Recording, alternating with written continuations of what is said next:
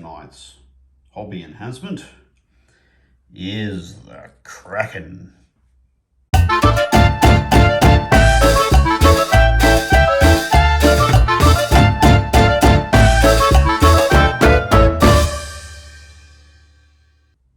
When I started this army, I thought the theme colour was going to be blue. I'm thinking I'm going to change the theme colour to spiky bits. After my last painting haul of 6 skirmishes, it's just woeful for however long it took me to do it, I set myself a more ambitious target. I dug up 10 of the cold ones, and to stay motivated while chewing through it, because I figured that would be a bit of a chore, I dug up the last of the big beasties, so I have a crack at that as well. So assembly was interesting. The beastie. Let's get a nice close up of this fella. Hello, Mr. Spiky, more spines than a Patagonian bloody toothfish or whatever the hell they're called. That one was alright. It was already assembled. It was reasonably strongly assembled. All I had to do was base it, then paint it. The cold ones are a slightly different deal. 5 of them were new on sprue. They actually came in the box still, so that was a nice score, especially since they came with the correct bases. And 5 of them, however, was sort of assembled. And by assembled, I mean there was a mixture of glue and blue tack. And sometimes the glue and the blue tack was in the same bloody joint, which meant it wasn't held very tightly at all. So I had to go around all 5 of those guys and individually stress test each of the joints without breaking any bits off. And when the joint failed, basically, I had to get in there with a bunch of tools and scrape out this horrid mess of blue tack and glue until I got it clean enough that I could glue the thing with some proper stuff. It seems to have worked. Now that I've painted them all up, I actually don't really know which ones are already assembled and which ones I did myself, and probably won't know until one of them gets dropped and either breaks or it doesn't. In terms of painting, I used the same techniques for painting that I had used on the Hydras. So here's one of the Hydras.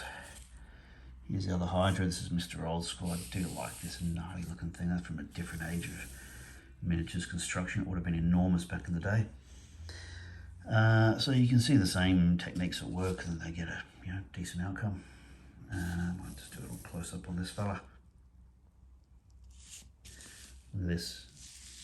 I've now, in the space of 3 models, painted 15 fucking heads. That's more than enough. And spines galore. Pretty basic paint. I used a 2 shades of blue, a dark blue, then a black wash, then a lighter blue, dry brush the dark blue again, and then a lighter blue over the top. I used a Vallejo black wash for this, and the Vallejo black wash is a lot darker and scungier. The Games Workshop black wash gives more clean lines. So it took a shitload of dry brushing to get it up to where it's at, and then I decided, fuck it, that's enough, and moved on to the spiky bits, of which it has plenty. Still painting in all the spiky bits the same way. Might learn a new technique one day, but I'm not in a rush.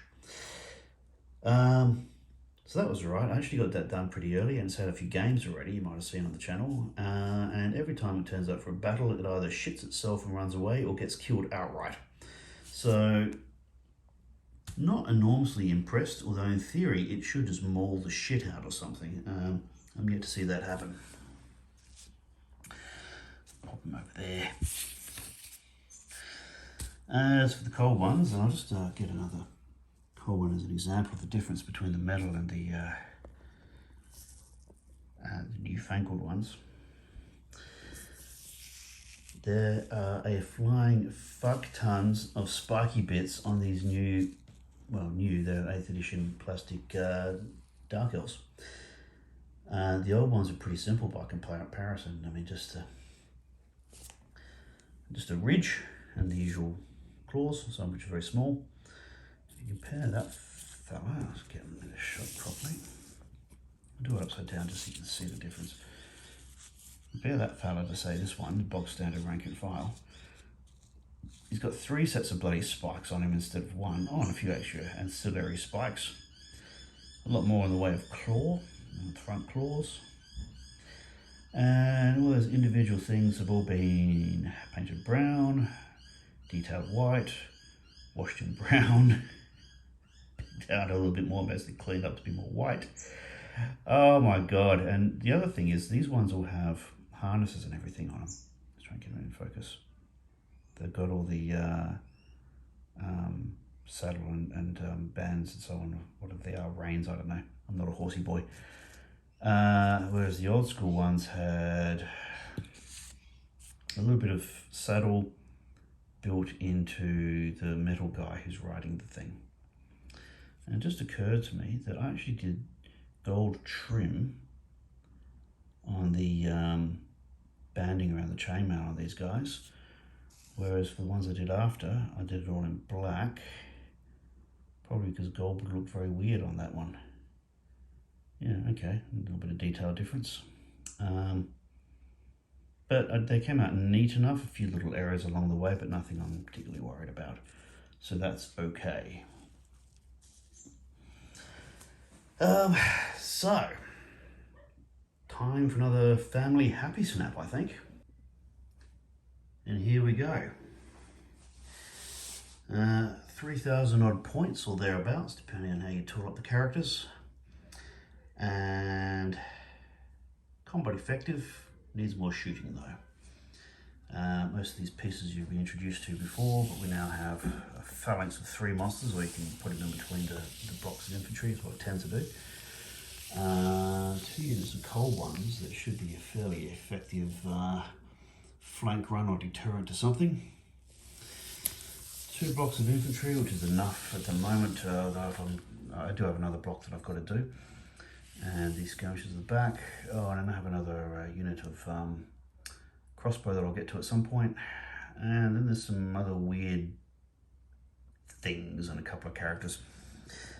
And, you know, even though it's meant to be a rehabilitated army, I didn't like the dodgy homemade Dark Riders that I bought secondhand, so I'm just going to rip the basis off those and stick them on some of the new Dark Riders that I've got in a box. I've bought some new. It's actually the first new thing that I've bought for this whole army. But I needed Dark Riders, so I went and got those. But that's that for now. The next bit will be a couple of bolt throwers, which I've already gone and disassembled and chucked in the metho. Everyone's telling me I need bolt throwers, and you know what? They are correct. This army doesn't quite reach out and touch people the way that it needs to just yet, especially with things like steam tanks on the prow.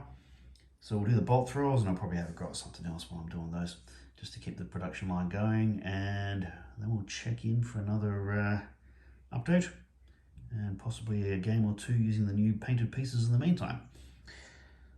But that's it for now. Until then, time to call it a night.